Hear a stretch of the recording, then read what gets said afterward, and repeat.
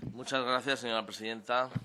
Señor secretario de Estado, en primer lugar, le felicito, estoy obligado a ello, a felicitarle públicamente por su doble paternidad. Espero que le dé mucha felicidad en la faceta familiar, la felicidad que no ha encontrado en estos años en la responsabilidad política que viene desempeñando. Ojalá pudiera felicitarle también por estos presupuestos, que también son hijos suyos, pero me temo que no voy a poder felicitarle por estos presupuestos.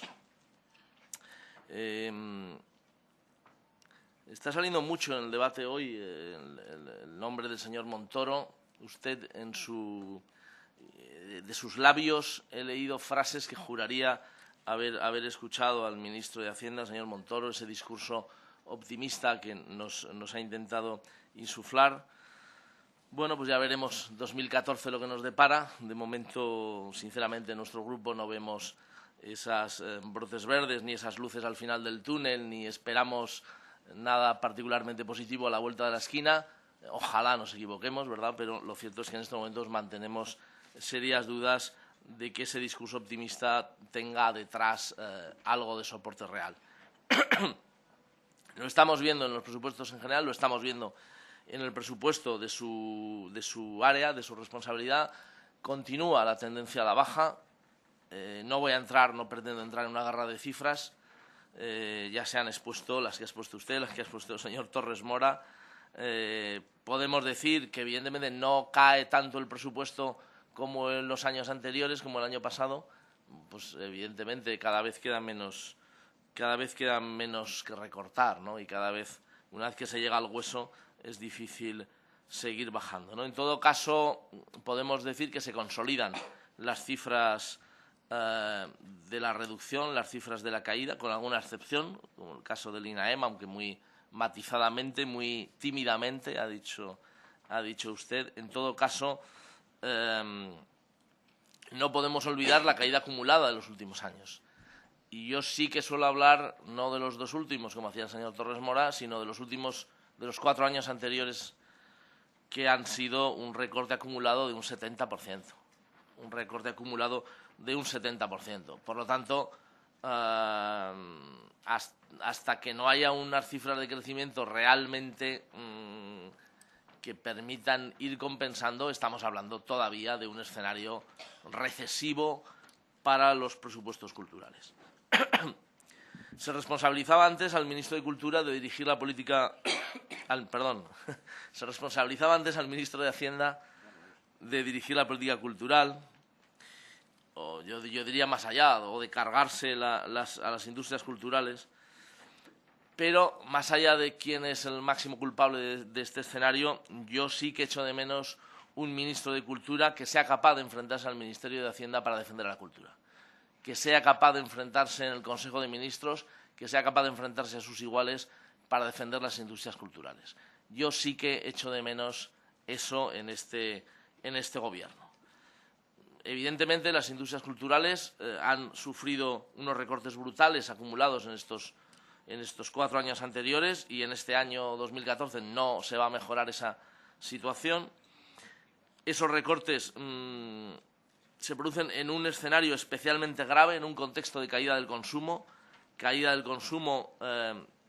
motivada fundamentalmente por el paro, pero también por la política del Gobierno, que ha decidido devaluar los salarios y empobrecer al conjunto de la sociedad. Eso, evidentemente, tiene una traducción en las taquillas, y eso no es responsabilidad del nivel de calidad de los productos culturales españoles, sino de la calidad política del ministro de Hacienda, entre otros responsables. Y en ese escenario también se agrava por la subida desproporcionada del IVA, que también es achacable al ministro de Hacienda y al conjunto del Consejo de Gobierno, que efectivamente es solidario con esa decisión. Y en ese escenario tenemos una nueva ley de propiedad intelectual que usted nos anuncia y que ha levantado a todos los sectores culturales, ¿no? Todos los sectores culturales se han puesto de acuerdo para rechazar esa nueva ley de propiedad intelectual. Por lo tanto, es otro elemento que usted nos anunciaba como positivo y que, sin embargo, no lo es, entre otras cosas, porque no ha sabido resolver la compensación por copia privada, entre otros asuntos. Y también nos anuncia esa ley de mecenazgo que está escondida en un cajón bajo 7 llaves y que usted hoy nos anuncia que el señor Montoro ha prometido indultar el año que viene. Parece ser que el año que viene el señor Montoro se atreverá a coger la llave y abrir el cajón y sacar de ahí la ley de mecenazgo. Pues ojalá queden industrias culturales entonces para ser rescatadas por los mecenas, pero lo cierto es que esperemos que no tarde demasiado en sacar ese proyecto de ley. Porque, mientras tanto, van cerrando teatros, van cerrando salas de cine. A esto podemos sumar el escenario patético de las bibliotecas que carecen de dinero para libros nuevos o para dar continuidad a suscripciones.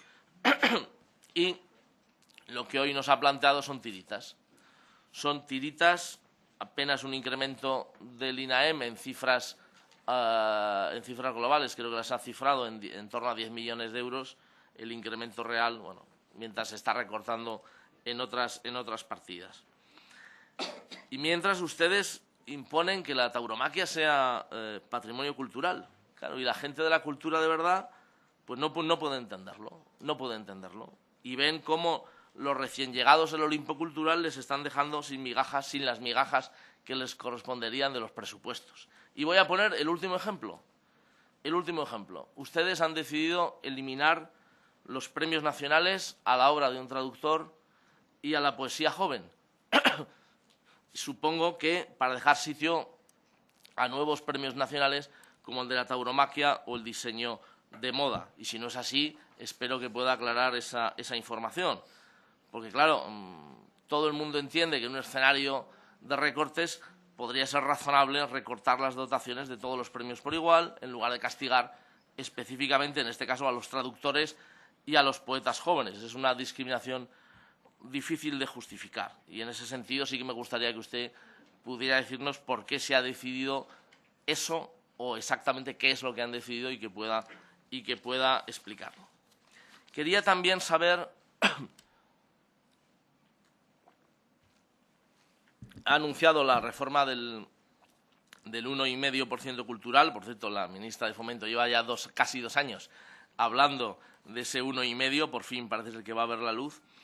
Y nos gustaría saber en qué términos se va a reformar ese procedimiento de selección de proyectos. Si se va a limitar a proyectos que cuenten con la etiqueta de bien de interés cultural, si se va a tener en cuenta las comunidades autónomas, si cuando usted habla de rentabilidad social quiere decir que va a priorizar que los equipamientos tengan alguna cierta utilidad, o si va a priorizar el patrimonio público civil por encima de patrimonio privado. Es decir, me gustaría que pudiera aclarar esa cuestión. Y también si tiene previsto abrir la elaboración de esa nueva normativa a la participación ciudadana, porque yo estoy seguro que en todas las comunidades hay ONGs que se están dedicando a la defensa del patrimonio cultural y que seguro que les gustaría aportar ideas, criterios. En Aragón existe APUDEPA, la Acción Pública por la Defensa del Patrimonio Aragonés. Lo pongo como ejemplo porque seguro que tienen ideas que aportar y estoy convencido que en el resto de comunidades también puede haber sujetos activos de ese nivel. También me gustaría saber si puede ampliar la información que ha dado sobre el nuevo proyecto Platea, cómo se procederá a la selección de las compañías, cómo se procederá a la selección de los ayuntamientos que van a participar en ese programa. ¿Cuál será la aportación del INAEM? Es decir, ¿qué porcentaje o qué cantidad o con qué límites está previsto que se produzca esa aportación? Sobre el tema de la ley de propiedad intelectual, ha anunciado ya que está en el Consejo de Estado y que próximamente tiene previsto que vaya a Consejo de Ministros cuando llegue el informe del Consejo de Estado. Me gustaría saber si tiene previsto atender las innumerables quejas de la sociedad de gestión y de las asociaciones de artistas y creadores que han planteado alegaciones. Creo que se han asumido en un porcentaje mínimo y, en todo caso, me gustaría saber si después del informe del Consejo de Estado tienen previsto replantear la cuestión. Ese proyecto, la nueva ley de propiedad intelectual, ha logrado concitar la unanimidad de todos los sectores culturales en su contra. Desde luego, las grandes corporaciones de la telecomunicación estarán muy contentas, pero lo cierto es que las gentes de la cultura están muy descontentas. Y yo desde aquí le emplazo a que retire ese texto y abra un nuevo proceso de diálogo con todos los sectores culturales implicados para intentar alcanzar un acuerdo en torno a una ley de propiedad intelectual que pueda ser de consenso con el sector. Y concluyo ya.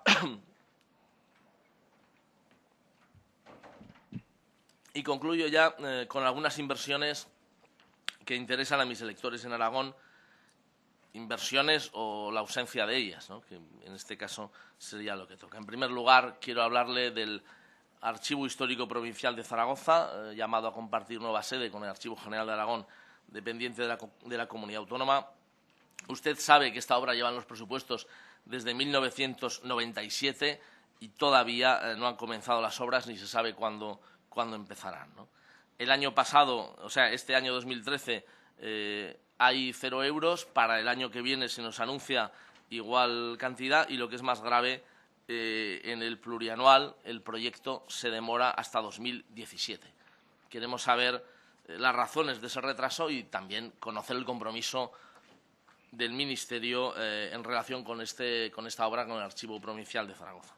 Somos conscientes, ya le adelanto, somos conscientes de que el Gobierno de Aragón, del Partido Popular, por cierto, ha estado dudando en relación con la ubicación y eso probablemente quizá ha podido tener o no alguna razón en el retraso.